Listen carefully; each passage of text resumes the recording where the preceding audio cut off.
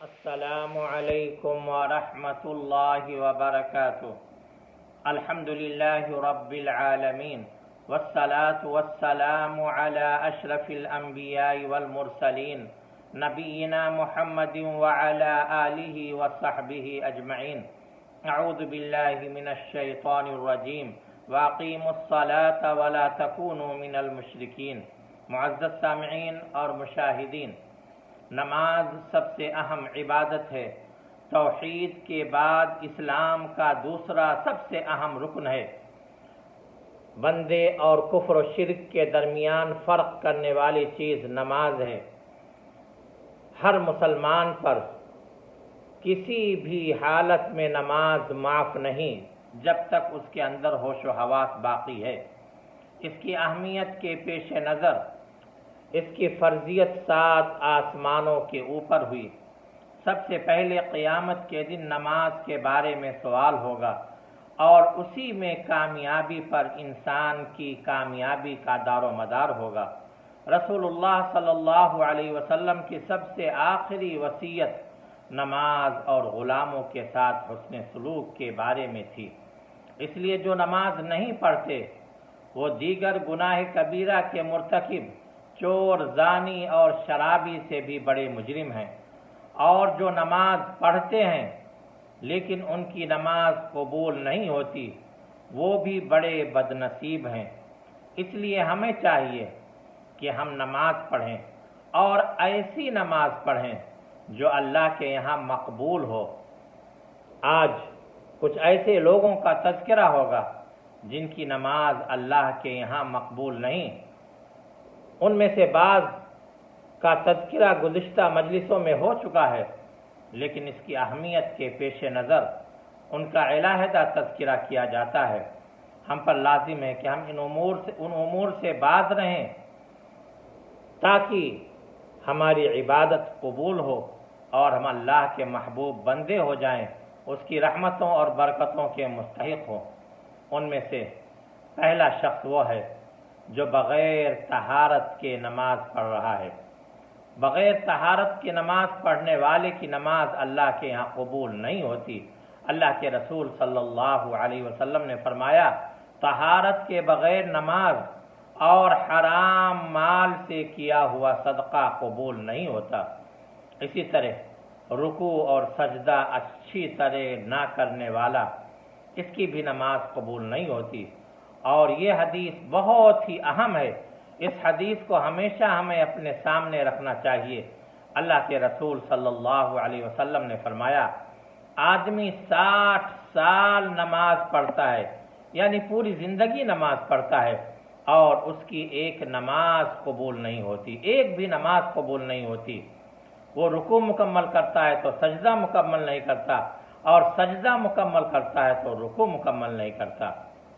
اسی طرح لوگوں کی ناپسندیدگی کے باوجود امامت کرنے والا، یعنی لوگ اسے پسند نہ کرتے ہوں لیکن جبراً وہ امامت کرے، ایسے ہی خاوند کو، شوہر کو ناراض کرنے والی عورت اور بھگوڑا غلام، ان تینوں قسم کے لوگوں کی نماز قبول نہیں ہوتی۔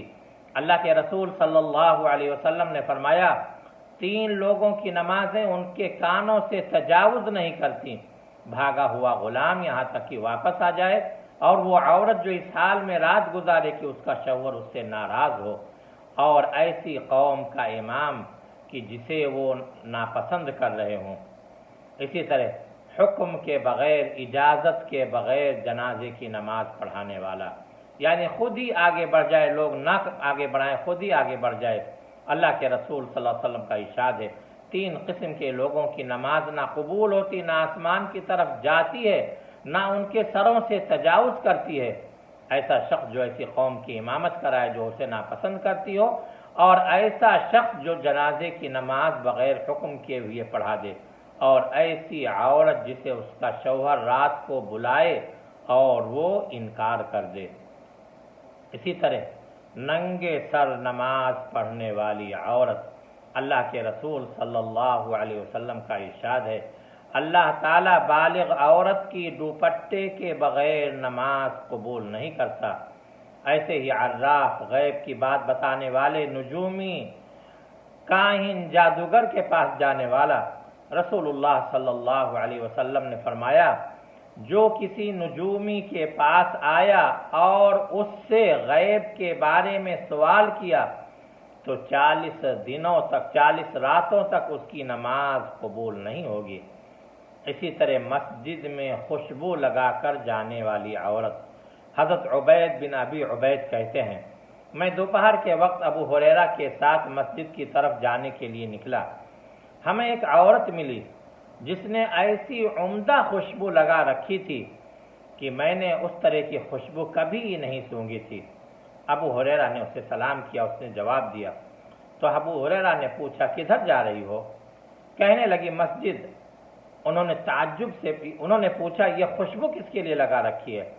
वो कहने लगी, मस्जिद जाने के लिए। अबू हुरैरा ने ताज्जुब से पूछा, अल्लाह? उसने भी कहा, जवाब दिया, अल्लाह। उन्होंने फिर कहा, अल्लाह? उसने भी कहा, अल्लाह। तब अबू हुरैरा ने कहा, बेशक मेरे महबूब अबुल कासिम यानी रसूलुल्लाह सल्लल्लाहु अलैहि वसल्लम ने मुझे बताया था कि बेशक उस औरत की नमाज मकबूल नहीं जो अपने शौहर के अलावा किसी और मकसद के लिए खुशबू लगाए ता वक्ते की उससे गुस्ल जनाबत की तरह गुस्ल ना कर ले। लिहाजा जाओ और जाकर गुस्ल करो, फिर आकर नमाज पढ़ो। इसलिए ऐसी ख़वातीन जो शादी ब्याह के मौके पर बाज़ार जाने के लिए खुशबू वगैरह लगाकर जाती हैं, उन्हें इस हदीस से इबरत हासिल करनी चाहिए, सबक हासिल करनी चाहिए। इसी तरह शराब पीने वाला शख्स, उसकी भी नमाज कबूल नहीं होती।